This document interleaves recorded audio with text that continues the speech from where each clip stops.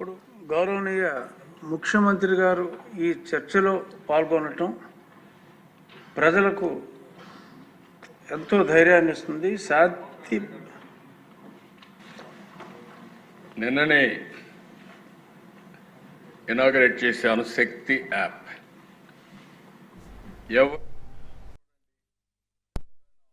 ఇతనంతో behave చేయాలని మీరు చేసి చూడండి. ఆడబిడ్డలు శక్తి యాప్ ద్వారా అప్రోచ్ కండి. అప్రోచ్ అయిన తర్వాత 100% యాక్షన్ తీసుకునే బాధ్యత ఈ ప్రభుత్వాన్ని అని చెప్పి మరొకసారి తెలియజేసుకుంటాం. అవేర్నెస్ రావడానికి ఎమ్మెల్యేస్ కూడా మాట్లాడండి, ప్రజల్లో చైతన్యం తీస్తారండి. మీరు ఒక విషయం గుర్తుపెట్టుకోవాలి, ఎప్పుడు కూడా చట్టం ఉంటుంది, లేకపోతే అనేక చర్యలు ఉంటాయి. కానీ ప్రజల్లో చైతన్యం లేకపోతే మన చట్టాలన్నీ కూడా ఎవరూ ఉపయోగించుకోలేని పరిస్థితి వస్తుంది. ఇప్పుడు కూడా టెక్నాలజీ కూడా అంతే. యాప్ ఉంది, యాప్ ఉపయోగించుకుంటే అది ఒక మహా ఆయుధం. ఆ శక్తి యాప్ను ఉపయోగించుకోకపోతే మళ్ళీ యాజ్ ఇట్ ఈజ్గా జరిగే పరిస్థితి వస్తుంది. అందుకే ప్రతి ఒక్క ఆడబిడ్డని ఎడ్యుకేట్ చేయండి. ఆడబిడ్డకు రక్షణగా శక్తి యాప్ ఉంటుంది. దీన్ని పూర్తిగా ఉపయోగించుకునే బాధ్యత ఆడబిడ్డలది. వాళ్ళల్లో చైతన్యం తీసుకొచ్చే బాధ్యత ఇక్కడుండే ఎమ్మెల్యేలది.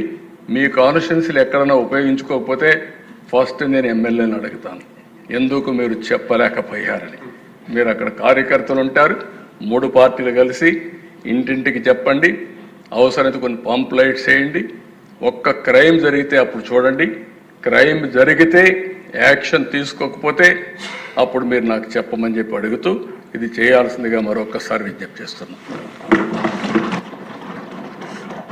గౌరవనీయ ముఖ్యమంత్రి గారు ఈ చర్చలో పాల్గొనటం, ఈ స్త్రీ యాప్ ద్వారా మహిళలకి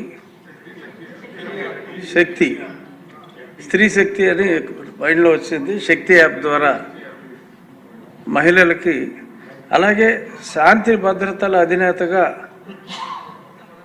ఏ రాష్ట్రానికైనా పెట్టుబడులు రావాలంటే శాంతి భద్రతలు సక్రమంగా ఉండాలి. చంద్రబాబు నాయుడు గారు వచ్చినప్పుడే పెట్టుబడులు ఎందుకు వస్తున్నాయంటే శాంతి భద్రతల పట్ల ఆయన చూపుతున్న శ్రద్ధ. నిజంగా ఈరోజు ఆయన ఇంత స్పష్టంగా చెప్పినందుకు వారికి ప్రత్యేక ధన్యవాదాలు తెలియజేస్తూ ఇప్పుడు హోం